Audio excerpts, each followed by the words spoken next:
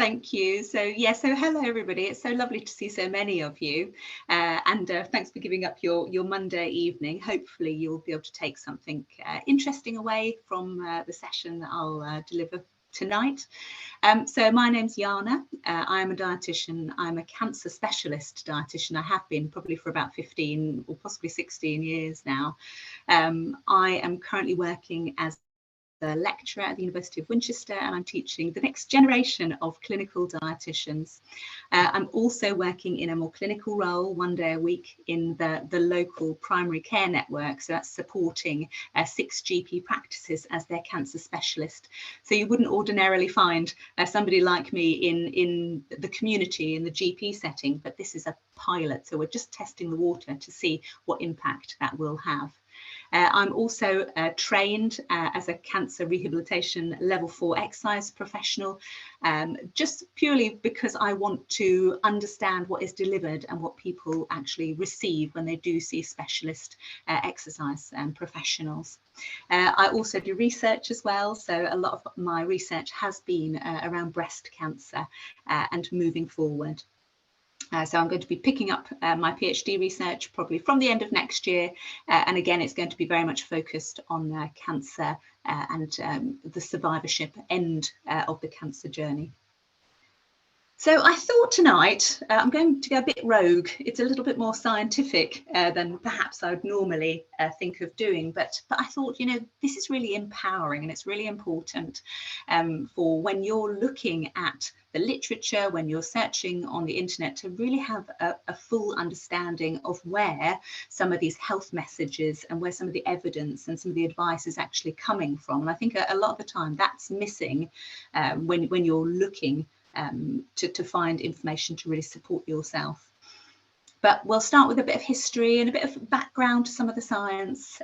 So we're going to go back to 1978 and see what's been going on over the years around body weight following a breast cancer diagnosis. We're going to have a look at diet, body weight and physical activity, and just understand some of the links between that and the development of breast cancer in the first instance. And you'll see how important it is to understand that bit before we then kind of add on the what we do next bit. So you've got that real kind of background information.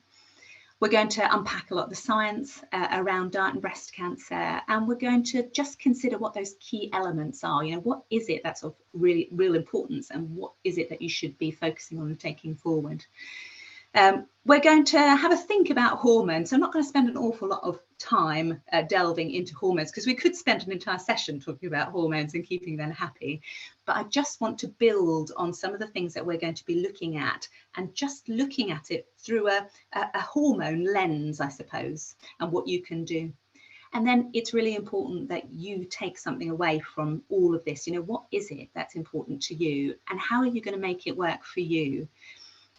And then I'm going to signpost you to some evidence-based resources and some websites, so you can go back and have a read and then make those all-important decisions about what you will or won't be doing with your diet or your physical activity and your lifestyle. But if we just do a quick whistle-stop tour, so 1978, I said that. So that is the first time anybody noticed or reported in the literature, so the scientific literature, that women with an early diagnosis of breast cancer were gaining weight. So it was always assumed that people who were diagnosed with cancer would lose weight. And I think a lot of that came from the fact that, you know, before 1978, you know, treatments and diagnoses and detection wasn't as good as it is or was then. So, you know, people were being picked up at a very advanced stage. And of course, you know, weight loss is a feature of that. But actually, they were being picked up earlier. And one person reported that weight gain seemed to be the biggest issue. And all the way through from 1978 up to the mid-90s and early 2000s, more and more people started to notice and report in the scientific literature that weight gain was a real issue. And typical weight gains were reported to be around 10 kilos, which is a huge amount. So 1.5 stone. And, you know, there are reports of it being even more than that. They theorized that perhaps it was the chemotherapy regimes. And over time, chemotherapy regimes have changed significantly. So when you look at weight gain now, yes, it does still happen, but actually the weight gains are averaging around maybe 2 kilos. So we're talking about 4 or 5 pounds, but it does still exist. And we're talking the majority of people. So the evidence, if you look at it all, suggests between 50, so half, to almost all women. So 50 to 90% of women are gaining weight when they're diagnosed or following the diagnosis of an early stage and very treatable breast cancer. And what is really interesting and slightly alarming is that weight gain seems to continue long after treatment. So it's trying to kind of understand that. But you know, there's a lot of theories. So we'll have a quick look at that. So why are women gaining weight? So what's going on? I've got a few pictures here. I've got this really unhelpful picture of a woman eating a giant plate of chips and a burger, hormones, and then this lady lying on a sofa. Now, we know that 60% of the population in England are either overweight or obese. The average BMI in England for a woman is 27, which is going into the overweight category. We also know that women typically, when they're diagnosed with a breast cancer, have a BMI of 27, so just into the overweight category. So we know that they're coming in primarily kind of at that point of diagnosis with a bit of extra weight, so just in tipping into that overweight category. But what is it that's causing some of these women to gain weight? So we know that it's those younger premenopausal women who tend to be in that healthy BMI range. Those are the ones that seem to experience more weight gain than some of the postmenopausal breast cancers. Now, what is going on? Is it treatment-related menopause potentially? Is it steroids? Is it the chemotherapy? So, you know, these have all been bandied around and we haven't quite got the answers to these. But what the evidence seems to be tipping more towards is not, as you can see here, eating more. So it doesn't look like it is around diet. And some of the research I did as well suggested that perhaps women were even eating less than they normally would throughout their cancer treatment. So that it just does not look like is the situation. But the evidence is pointing more and more at this fatigue. And we know that up to 100% of women experience fatigue when they start their treatment for breast cancer. And that can have a significant knock-on to the amount of physical activity that women are doing. So that's where the evidence is currently pointing as to why women are experiencing these increases in body weight. Now, I want to, again, just make sure, or empower you, I suppose, to really kind of understand what it is that you're reading when you're looking at some of these health messages and literature and websites and things, and to understand the complexities of research and really kind of unpicking all of this nutrition, body weight, physical activity evidence around breast cancer. I mean, what does this all mean? For starters, I mean, if we start with diet, there are so many elements to that. There's a food group, you know, is it fruit and vegetables that you want to look at? Is it a type of food or a particular type of diet? Is it a Western diet that we're trying to look at? Is it perhaps a nutrient or a non-nutrient? So non-nutrient could be something like alcohol, or perhaps we're more interested in understanding patterns or eating behaviors. So, you know, you just say diet, but actually there's a whole host of things behind that. So it's important to kind of understand how these things are broken up. And it's the same with weight, so body weight. So it seems a bit arbitrary to say, you know, women are gaining on average 2 kilos. Well, what does that mean? It means something quite different if you're underweight to start with and you're gaining 2 kilos and going into the healthy weight range, compared to being in a healthy weight range, gaining 2 kilos and going into the overweight category. So that's where actually looking at aspects like body mass index, so BMI, can be really helpful. But also what we do know from the evidence is that there's a significant number of women who are not experiencing changes in weight. So if they stand on the scales and the scales are exactly the same number, but their body composition is changing. So they are losing their muscle mass and their fat mass is increasing. And they may also be experiencing changes in where that fat tissue is actually sitting. So it could be that it's sitting more around the waistline. So that's central adiposity, as we'd call it. So it's really kind of understanding all these elements, physical activity as well. You've got the frequency, how much are you doing, how hard are you working, that's the intensity, what type are you doing, and how often are you doing it, and for what period of time. So all of these are important in terms of kind of picking this evidence apart and really trying to make sense of it. Now, I've taken all of this now, this next couple of slides, from the World Cancer Research Fund. So if you haven't heard of the World Cancer Research Fund, put it to the top of your list of places to go, because there's some fantastic evidence there. So what the World Cancer Research Fund do is they pool all of the amazing research that is happening around the world, and they look at it in a very systematic way. And they say, right, you know, this is really good quality research. We're going to add this into the pile of what we are then going to sift through, and we're going to base some of our recommendations on. So they have all sorts of different types of cancers. So I've pulled out the information specifically for breast cancer for the purposes of today. Now, the way that they have split this out, you'll see here on the title, we've got the premenopausal, and the next slide is the postmenopausal. Okay, so we're going back a few steps. So this is the associations between kind of diet and nutrition, etc., and physical activity in the development of a premenopausal breast cancer in the first instance. So we are going back a few steps. But like I said, this is what's really important for you to understand as we progress and we look at some of the evidence. It will make a lot more sense to you. Now, for anybody who's had a quick read through this, you may have already raised an eyebrow, and this is really interesting, and I'll explain it in a little bit more detail. But I've got two headings here. So I've got this, there is strong evidence that, and then I've got there is some evidence that.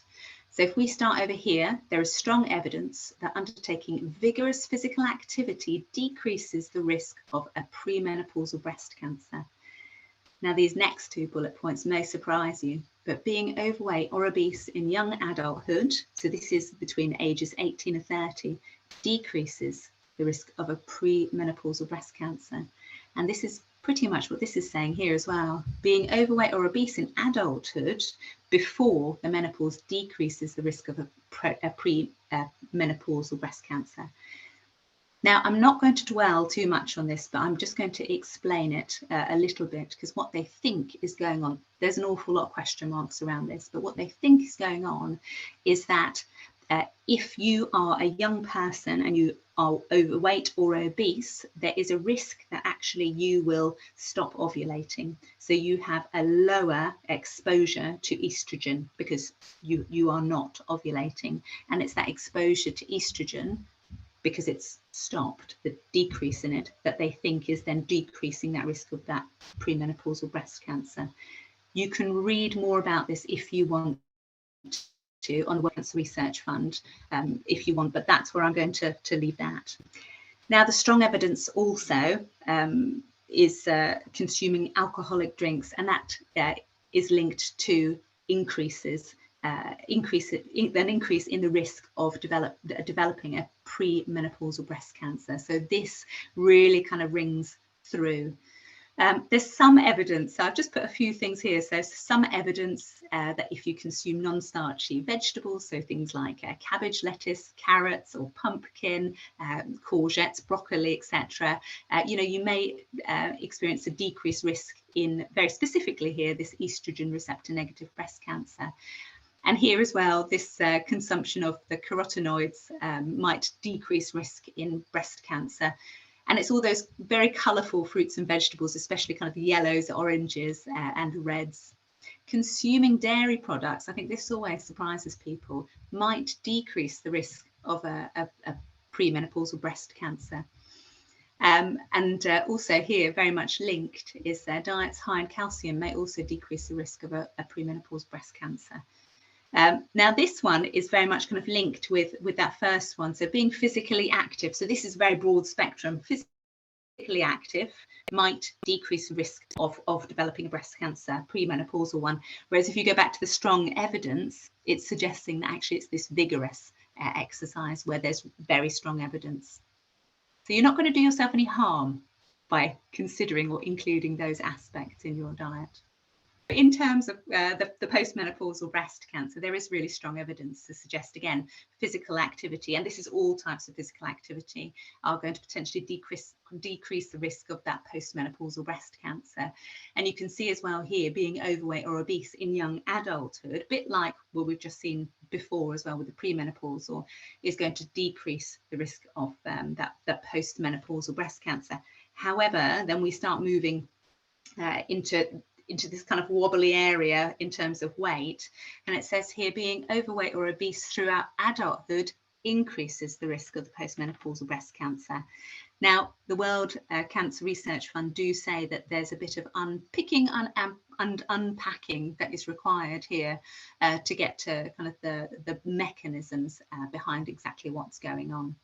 But greater weight gains in adulthood will potentially increase the risk of this postmenopausal breast cancer. So it's potentially that weight gain, so the additional weight gain, 30 and above.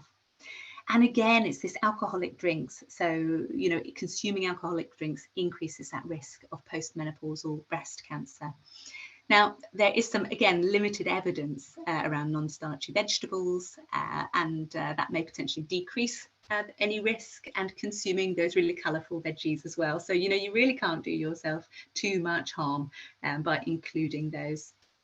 And again, it talks about the calcium side, which may potentially decrease that risk of postmenopausal breast cancer. Now, what is going on? You know, how is this all working? So being physically active can actually lower what we call this insulin resistance, and that's a condition where the hormone insulin, which is a naturally occurring hormone in our body, becomes less effective at lowering the blood sugar levels. So when we're eating carbohydrates, those carbohydrates, they break down into the body's number one source of fuel, which is glucose or sugar, which then goes into the blood. The insulin is then produced, it goes along and mops it all up. But what happens, of course, is that can be impacted and that becomes less effective. So the insulin is less good at pulling that glucose out of the blood and putting it into the cells.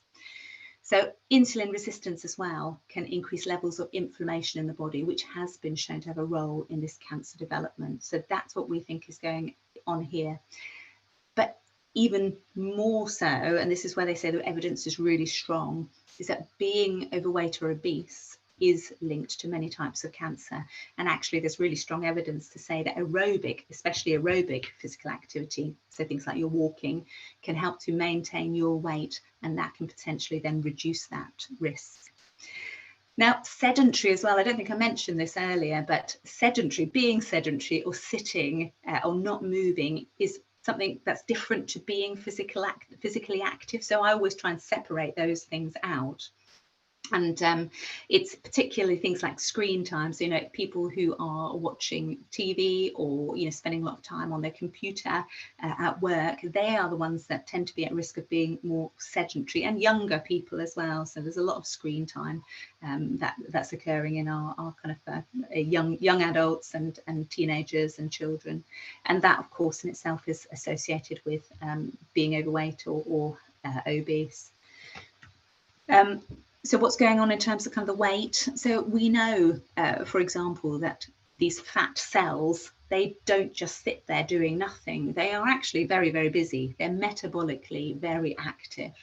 So a lot of those fat cells, what's happening is they're releasing hormones such as estrogen, and that, of course, can be driving some of those cancer cells to grow and promoting the growth. So breast cancer and womb cancer are actually kind of the two biggies in that factor. And of course, storing too much fat, especially around the middle as well, we know that that can have an impact on insulin resistance. And that's, as I was saying, is where insulin, so this hormone that's naturally produced from our pancreas and our body, it becomes a bit less effective at actually taking that sugar out of the blood and putting it into the cells. So that glucose-rich environment, we know, can actually drive the growth of cancer cells. So overall, we know, or we talk about this inflammatory response within the body. So we know that actually obesity, there's a high level of inflammatory markers that are floating around. And this as well has been associated with kind of driving that the cancer cells to grow and divide. So we know that there are some similarities going on. So that the clever people at the World Cancer Research Fund suggest that this is probably one of the biggest kind of underpinning factors between the association of cancer and obesity. So now alcohol, now this is a really interesting one, and it's a surprise as to how few people really appreciate the association between alcohol and cancer, and the way that they think alcohol works in terms of driving cancer or encouraging the risk of developing cancer is that alcohol, by consuming alcohol, they think it's almost like dissolving because it's a solvent. Other dietary environmental factors, so some of these carcinogenic compounds, so it's dissolving those and making it much easier for the body to take that up into the cells, and that is then causing a damage to the DNA directly. So it's kind of taking those cancer-causing agents, dissolving them, and it's making it easier for the body to pull in. The other thing that they think is going on with alcohol is that when you consume alcohol, it's broken down in the body, and there are various compounds that are formed that can directly damage the DNA, and that in itself is what can lead to the beginnings of cancer. Now, I've got this here. I'm just going to see if I can find my notes, because I've got lots of notes, although I do know this inside and out. I sometimes doubt myself, but the reason I've put this up is because this is the World Cancer Research Fund, and these are their cancer prevention recommendations, so you can see this here. So take a bit of time to have a quick look around. Now, the reason I've put this here is because this is their cancer prevention guidelines, their recommendations, but also if you have a look right around here, this last one, it also says, to follow this following or after a cancer diagnosis as well. So this is what they recommend. And I've been, kind of on this journey for a very, very long time. And I remember they were pulling all this evidence and all the research together to see if there was anything different that we should be telling people who are living beyond cancer in terms of a physical activity, lifestyle, diet. And actually the conclusion was no, follow the same guidelines, these cancer prevention guidelines for a healthy life following cancer diagnosis. So what I thought, and the other thing to say here as well, so these are all the pooled all the pooled evidence from all different types of cancer. So this is not just breast cancer, but this is for everything.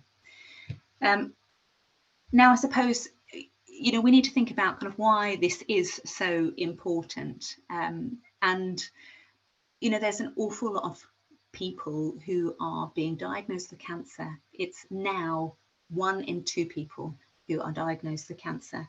However, we're doing very well in terms of our treatment, and survival is good, and it's even better for breast cancer. So the estimations currently in the UK is that approximately 2 million people are living beyond a cancer diagnosis, and that is predicted to rise. And by 2040, I mean, this is a huge number, that nearly a quarter of people aged over 65 will be classified a cancer survivor. So, why is all of this so important? And, why are you here, I suppose, as well? But, we need to think about moving forward. Yes, you've had that cancer diagnosis. Yes, you've had that treatment. Now what? What's next? So, potentially you've been, that's the premenopausal, and now you're postmenopausal. So there's less estrogen, or you might be postmenopausal, which of course is, less estrogen as well.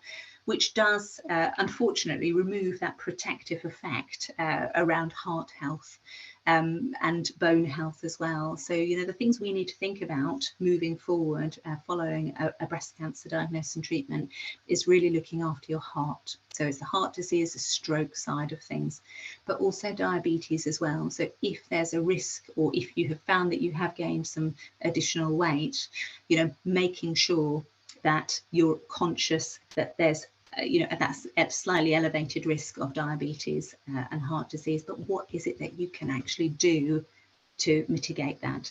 That is the key thing. And I think understanding all that evidence is really, you know, part and parcel of it. But, you know, what we don't want people to go forward to, you know, kind of following their cancer diagnosis is to be experiencing anxiety and depression, experiencing problems with their bone health, or which would then potentially impact their mobility, and it would lead them to being quite frail in their older age. You know, that's not where we want people to be, and I'm fairly sure that that's not where you see yourselves, and that's why you're here. So really, this is about kind of maximising on the information and taking advantage of this and moving this forward to really help yourselves. So we're going to go, oh, look, here we go, back to this favourite picture. So diet and breast cancer. So we're going to start unpacking this a little bit, and hopefully, you know, you'll start to see some of the connections, and you'll be able to take some of these elements away and start implementing them into your lives. But it's very much about what's important to you, what direction you want to go in. So I'm not going to go through all of these. I've just picked a couple of these out. So let's have a look at the diet specific ones. So we're going to have a look at the eating a diet rich in whole grains, vegetables, fruit and beans, limiting processed foods and foods which are high in fat, starches and sugars. We're also going to have a look at the red, that should say not read, red and processed meats, looking at sugar sweetened drinks, and I'll get on to why I've put that there, because I probably wouldn't normally. And then the alcohol side of things, which can often be quite a tricky topic. Now, if we have a think about whole grains and vegetables and fruit, I'm fairly sure that you've all heard those messages, you know, the 5 a day messages, but what does that mean, and how well are you actually achieving that? So a portion of fruit and veg is about 80 grams, or a handful, or maybe kind of 3 tablespoons of a vegetable that you're serving on a plate. You know, ideally, you try and have a really wide range, lots of different types, lots of different colours as well, which is what the evidence is hinting at in terms of breast cancer specific evidence. Tinned and frozen fruits and vegetables are absolutely fine, and they're great. You know, they're full of the same nutrition that fresh has. So be careful of juice and dried fruit though, so do limit those. So in terms of the juice, 1 small glass and maybe kind of three dried pieces of fruit, so maybe 3 prunes or 3 apricots, just because they're concentrated versions of the fruit and they tend to contain an awful lot of sugar. The other thing as well, just to mention, vegetables and fruit provide your body with vitamins and minerals, but other substances as well, known as phytochemicals. And we know that these are really good in terms of protecting cells from damage from free radicals, for example. And it's that damage from those free radicals that may potentially lead to cancer. So there's another really good reason for eating fruit and vegetables. Fibre, so my absolute favourite topic for anybody who does know me, I talk about fibre an awful lot. Ideally, you know, we're aiming for 30 grams of fibre every single day. I think the average in this country is somewhere between 11 and 13 grams a day. So I always like to send people away and get them to have a bit of think about how much fibre they're actually eating, because I think a lot of people are quite surprised. So, you know, if you're going to start somewhere, perhaps, you know, looking at some goals or things you want to work with, I always think fibre is excellent, and it has such a positive knock-on to all other aspects of your diet. So this just kind of highlights, this is just interesting information really, around average portions of fruit and vegetables consumed each day. So you can see here, you've got the age group here, average fruit and vegetable portions per day, and then you've got the percentage of people actually achieving the 5 a day. This is just tragic, the 11 to 18-year-olds. So, you know, they're 2.7 portions of fruit a day, and only 8% of that age group are actually achieving that. And you can see here the 19 to 64. So actually, you know, they're reporting a reasonable amount of fruit and veg a day, 4.2 portions a day, but only 31% of people are actually achieving that. And the 65 and overs, 3.9 portions of fruit a day, but only 26% are actually achieving that. So again, it'd be really interesting to go back and have a look at your diet and what it is that you're actually achieving. Now, processed foods, foods high in fat, starches and sugars, you know, they tend to go hand in hand, hence why these cancer recommendations have grouped these all together. So it does say here, limit consumption of fast foods and other processed foods. So, I mean, it kind of says it all really in the title. But what I wanted to kind of pick out here was this carbohydrates. So they tend to be carbohydrates.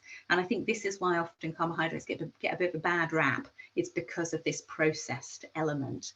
So, you know, if we go back here, you know, these are carbohydrates, these high in fiber foods. So your 30 grams a day, wholemeal or granary breads, brown or wholemeal pasta or rice, you know, they're carbohydrates, but they're a really good quality carbohydrate. These processed foods, they tend to be really poor quality or low quality carbohydrates. You know, they tend to remove all of the good stuff, all the fiber, and they add lots of fat, sugar or salt as well. So we're talking things like your biscuits, crisps, cakes, and so on. So it's just being really conscious of this and starting to look at some of these labels, and you'll find that a lot of the processed foods, they will have these traffic light labels. So being aware, this is where things, you know, the kind of the sugars and the salt tends to be found. So we're not doing terribly well in this country. So if we have a look at, again, some of this data, so in terms of kind of our fat consumption overall, we're not doing too badly. You can see it kind of creeps up as we get older. Saturated fat, we are all a bit over and above. So ideally, that needs to be 11% of your total kind of food energy or less. So saturated fat is all your animal fats, things like you'd find in butter or cream or cheese. And free sugars as well. So ideally, you should only be getting a maximum of 5% or less of your total food energy from free sugars. So this is anything that's kind of added into your food. But we are doing really badly here, I'm afraid. So across all ages and stages of life, we are not doing very well. But I think it goes back to a lot of that processed food, or, you know, foods that are, you know, and they're kind of everyday foods, but there's an awful lot of sugar that goes into them. So do have a look next time you're preparing or shopping or in the supermarket. Now, I've put red and processed meats in because there's always a lot of questions around this. But in terms of the breast cancer evidence, I didn't talk about that at all. I don't know if you noticed that, but there was no mention of meat. That's because there doesn't seem to be any association between red or processed meats. It's more around the bowel cancer. So that's where the really strong evidence is. However, for general health, the recommendations are to try and limit the red meat. I mean, this red meat is good, you know, it's full of really good nutrients. So it's worth including in your diet. If you already do, it's okay. You know, if you don't include any meat, you don't have to start including it. But it's about just being sensible with your portion sizes. So you can see here, it's aiming for between kind of 350 to 500 grams of cooked weight per week, and ideally kind of no more than that.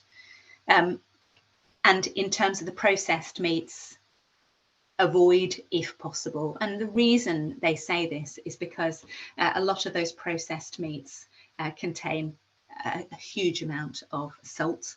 And they tend to be very fatty as well. So it's things like your salami or your chorizo, hot dogs, less so with your sausages and your beef You know, they are reformed, but they don't have all the added bits. So like ham, for example, you know, it's all those kind of preservatives that then kind of mean that they are these kind of long shelf life or very kind of salty meats. So they're worth avoiding.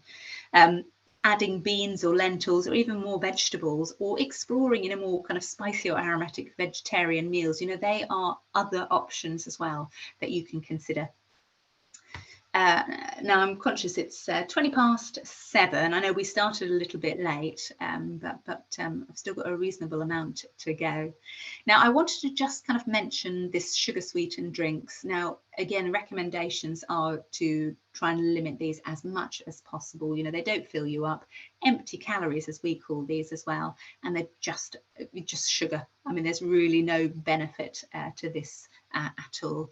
Now, what I'd normally say as a dietitian is, you know, if you have got quite a sweet tooth, could you look to perhaps using something that's got an artificial sweetener in it?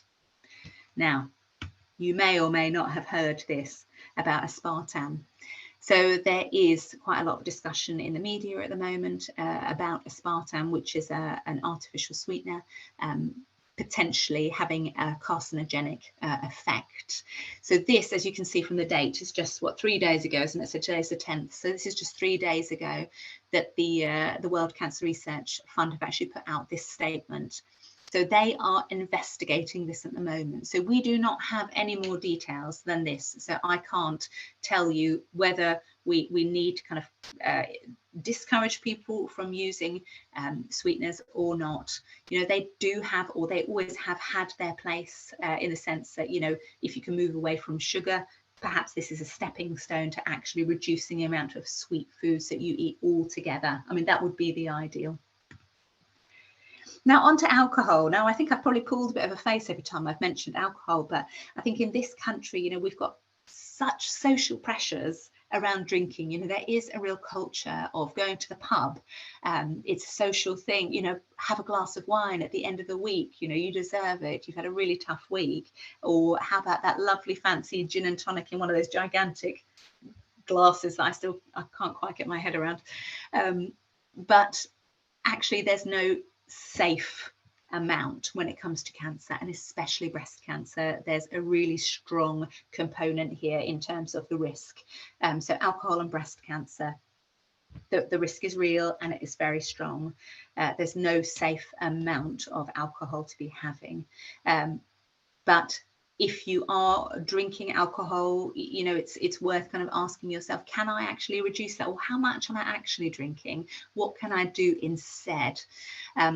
But, you know, you go to the pub, have a couple of glasses of wine, just be really conscious how much alcohol is actually in that glass of wine. Now, this always makes me laugh. It says here, one small 125 ml glass of wine is 1.5 units of alcohol. I honestly don't know when I last went to the pub and was even offered a glass of wine that small. So I think they probably start at, I don't know, 175 or 150. But again, you know, that's already over 2 units of alcohol. And the maximum, ideally, units a week is 14. So no more than 14. Ideally, even less if you can. But there are a lot of really good alcohol-free options, and certainly kind of in pubs and bars and restaurants now, and things that you can buy from the supermarket. I've just recently discovered a very fancy and very nice alcohol-free gin. So that's really nice. But the social pressures are real, and you know, I kind of come across them a lot. But you know, are there other things that you can do with your friends? You know, can you do the walk and talk, and then have a cup of coffee afterwards, rather than going to the pub? Now, hopefully, all of this has given you a good basis to be able to look at some of these. So hopefully they're a little bit familiar. You've got the Eat Well guide, you've got your 5 a day, there's one of your 5 a day there, the physical activity, and you see these traffic light systems as well. But hopefully the information that I've just talked us through gives you a bit more confidence when you're looking at this and trying to interpret some of these messages and trying to decide what it is that you do or don't want to do or include in your life. Now, without my notes, yes, I'll just remind myself. So we'll hopefully that's 25 past. How long have we got, Gillian? If I keep going for another kind of 10 or 15 minutes, is that going to push the boundaries? I think we're about 10 minutes late going, won't we? Yes. Oh, good. So this slide, I know it kind of it suggests it's all about menopause, but actually what I want to talk to you about really is hormones. And I think if you've been premenopausal and you've had your cancer treatment and you found yourself being pushed into that postmenopausal space quite quickly, it can be quite shock, I think, to the system. If you're postmenopausal, I mean, you may already be experiencing some of the things that you see here. And it's just kind of thinking about everything that we've talked about. If we put that kind of hormone lens on our discussion now, you know, what is it that we can actually do to support ourselves? You know, how is there actually anything we can do? Now, really, it's all about balance. So that's what this is all about. It's about balance, and it's about not kind of disrupting that balance. Now, I've just put a few things here. Sorry, this is my computer has put a syringe for glucose and insulin. It's got nothing to do with syringes, I absolutely promise. It's a very kind of natural process that is happening in your body. But I just wanted to kind of highlight a few things. Now, hormones are responsible for so many things, from your bone health to your sleep to your hunger to your moods. I mean, you name it. I think hormones are there, and it's trying to keep them as happy as possible. So it does take us back to that balance slide that I just showed you. In terms of your glucose management, so insulin is the hormone that we're talking about, and we covered some of those aspects about the impacts that perhaps an extra weight or that kind of fat mass can have on insulin and how effective it is. And it then kind of leads us into thinking about you know, that healthy balanced diet and reducing the amount of fat and sugar and overall kind of energy, if that's kind of your goal. And making sure that we're choosing that diet that is really rich in fiber, because what we know, of course, is consuming a lot of high fiber or fiber rich foods, lots of fruit and vegetables, that keeps you feeling fuller for longer. And actually your body has to work really a lot harder to extract the sugar or the glucose from that food. So it takes a little bit more effort for it to break down. So it goes into your bloodstream a little bit slower. It's a bit like if you have a slice of white bread, your body doesn't need to work hard at all to extract that sugar or the glucose, just skyrockets up and then it will come crashing back down again. If you're eating more fiber-rich breads, for example, you know, there's a much slower kind of steady release of that glucose or that sugar into your blood system. And then, you know, your insulin can just kind of steadily come up and meet it and take it and put it into the cells for your energy. So that's one really, really good way of managing your blood sugar spikes, and making sure that you're not skipping meals, that you are eating regular meals, and meals that actually contain carbohydrates as well. So the fiber-rich carbohydrates are really key here, as are plenty of vegetables as well. So fruit and vegetables, healthy fiber-rich carbohydrates at every meal, and really not skipping those meals. Because of course, if you're skipping meals, you're going to be setting off a whole raft of other hormones, all those hunger hormones, and they're really powerful. And we talk about the gut-brain axis. So, you know, your brain is starting to trigger those signals to say, come on, body, you need to start feeding me, or I'm going to start setting the wheels in motion, the emergency wheels. Your stomach's also sending messages, all these hormones to and fro between your gut and your brain, saying, I'm hungry and I need to eat right now. And of course, the risk is you're going to eat anything you can get your hands on.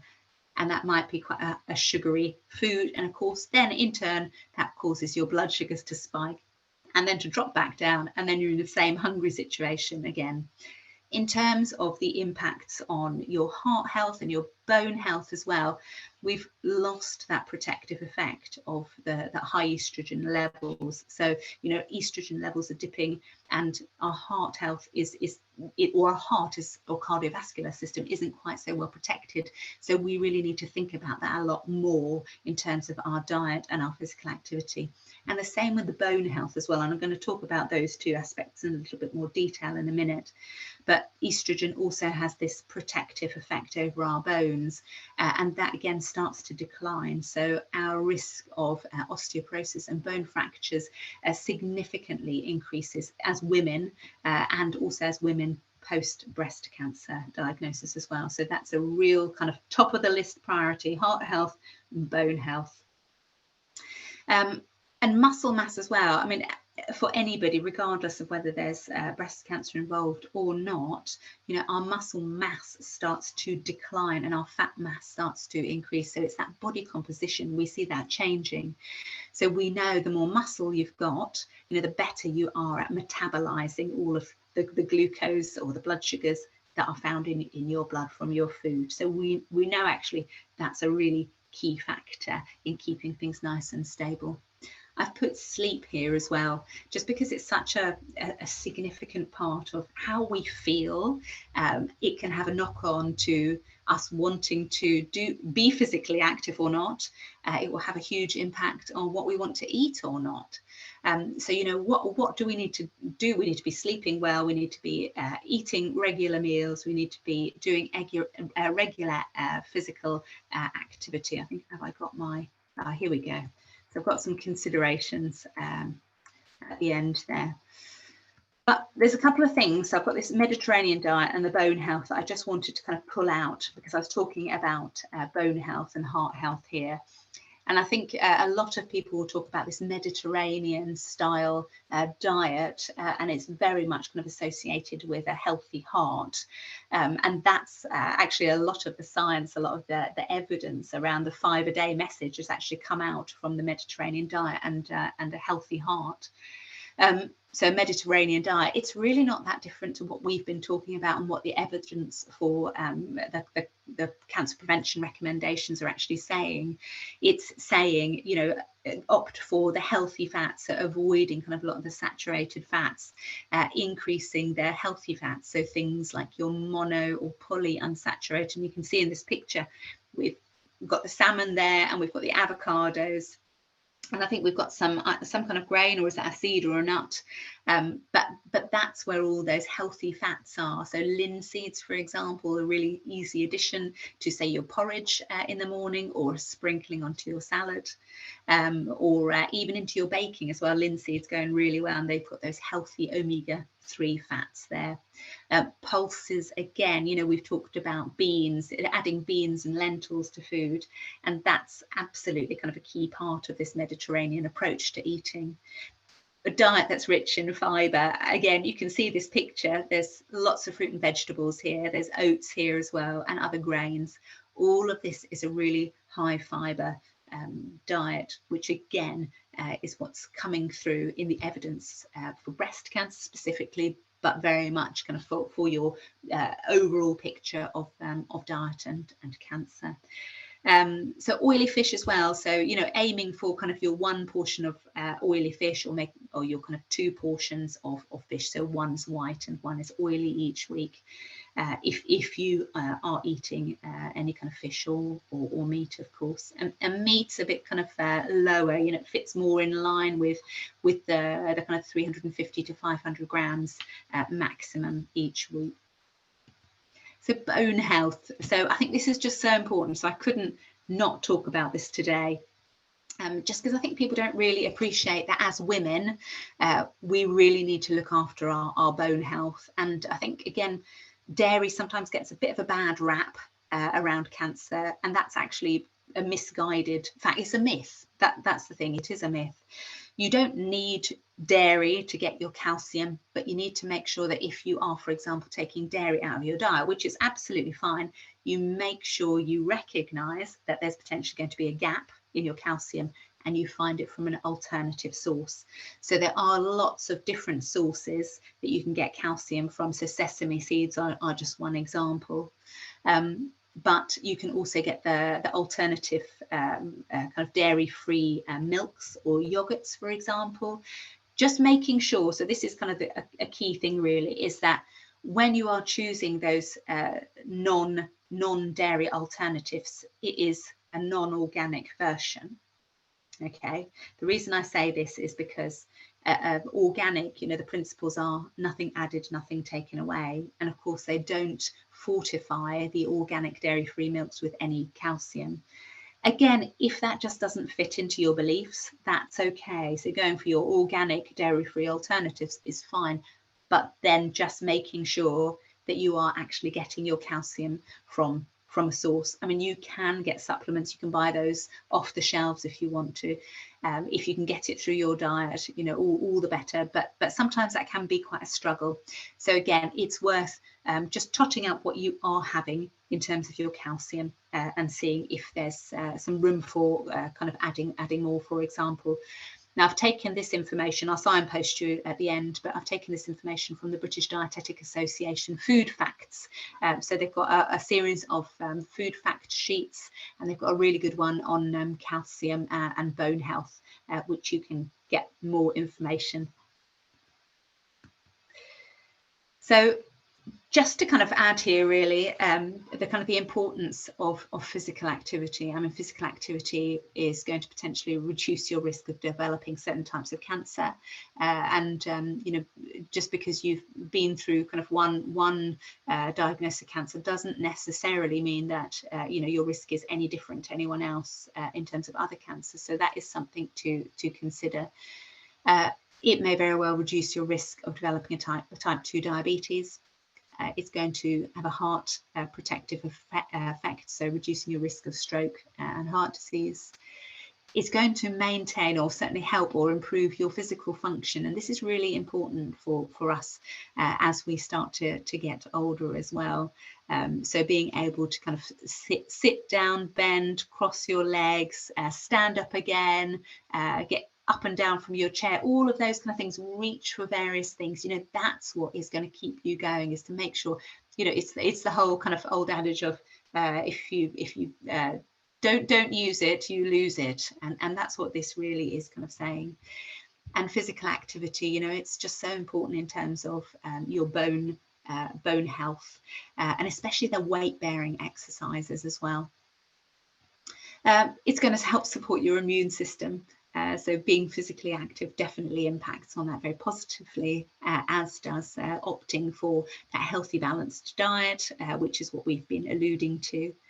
And also, I think it's really important, because what we do know from women who've had a diagnosis of breast cancer, an early stage of breast cancer, which has been very curable, is that women tend to experience significant issues around depression, stress and anxiety, probably more so than a lot of the other cancers, interestingly.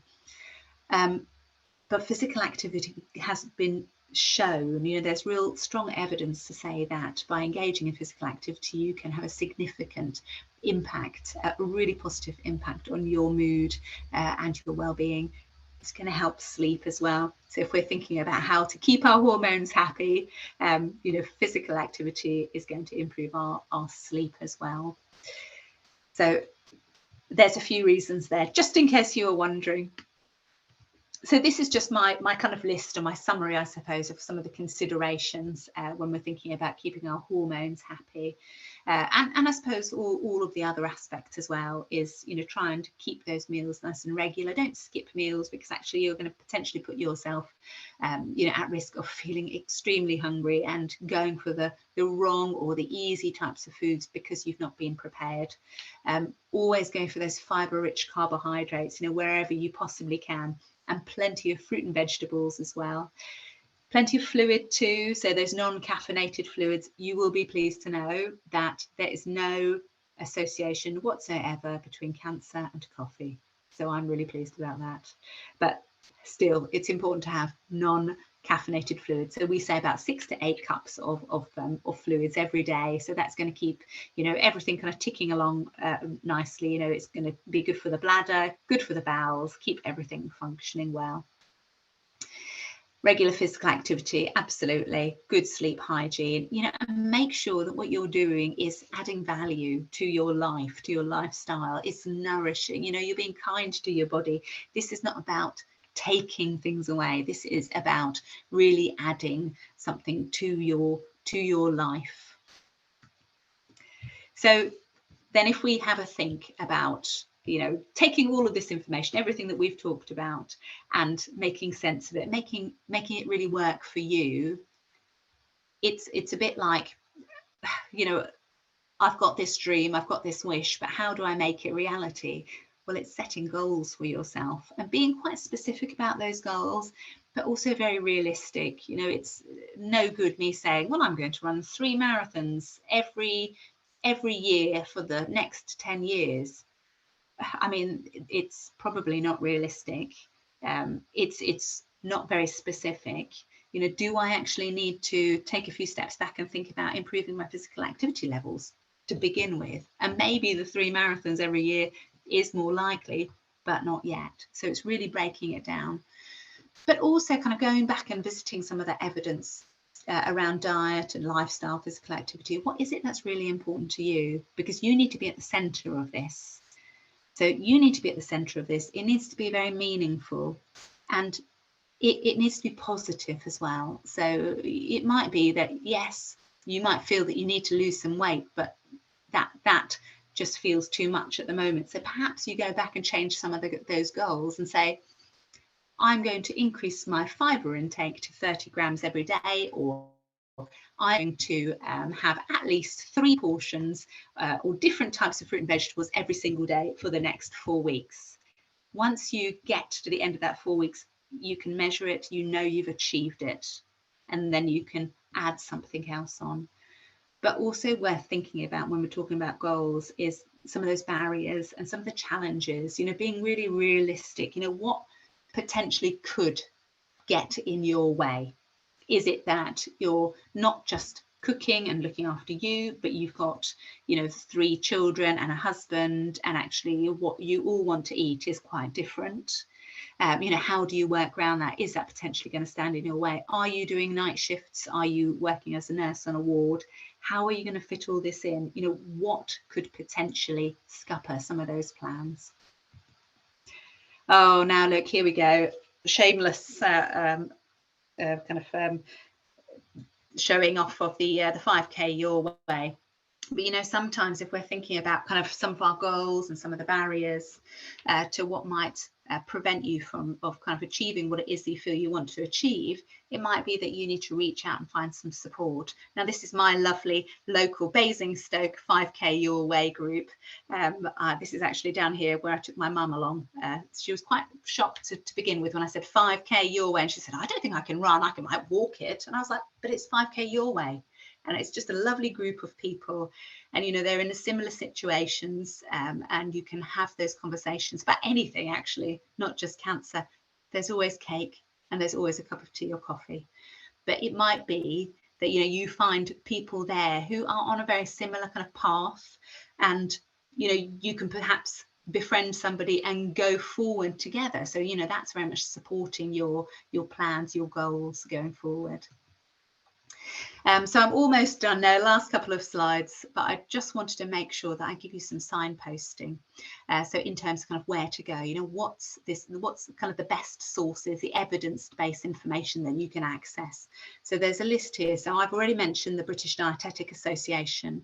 So this is my professional body. So as a dietitian, they're my professional body, but what they do as well is they put together all sorts of information. So they've got these things called the food facts, fact sheets, and there's pretty much an information sheet on anything and everything you could possibly think of. So there's menopause, there's bone health, there's calcium, there's vitamin D as well. So there's all sorts of things that you can have a look at there. The World Cancer Research Fund, so this is just an excellent resource. So they're amazing in terms of just pooling all that information together and sifting through it and identifying the good, the bad, the ugly, and then taking some of those elements and putting them into recommendations. And that's exactly what we have been looking at today. they update really regularly. And that's what I was showing you as well about the aspartame. So that is where I would encourage you strongly to go, because you can read in an awful lot more detail about all of the topics that I have been talking about today. British Heart Foundation, one of my absolute favourites. They've got some really good literature that you can either download or you can ask them to post to you. I think that their food portion size information is brilliant. So I'd encourage you to have a look there. Move Against Cancer, of course, and Gillian had already outlined some of those aspects. 5K Your Way, one of my favourites. So I go there as much as I can. I try to get there every month, but it's not always possible. So Breast Cancer Now, again, are another really good source of information. The Macmillan Cancer Support, again, are really good. And they do have some information about moving forward. It's quite general, so it's not specific to breast cancer like the Breast Cancer Now is. The Cancer Research UK, again, really interesting reading if you just want a little bit more background around any of the kind of the cancers or the diagnoses or some of the treatments as well. Now, what you can also access, so if you feel that actually you would like to lose some weight or you need a bit of support, you can always speak to your GP and see if they are engaged in any weight management programs. So here in the Hampshire patch, I think you're able to access 12 weeks of free Weight Watchers through your GP. You may also be able to access some of the kind of the public health initiatives that you can access, often for free, kind of in your local area. Exercise on prescription, or this GP referral scheme. A lot of places do this. You don't necessarily need to go through your GP anymore.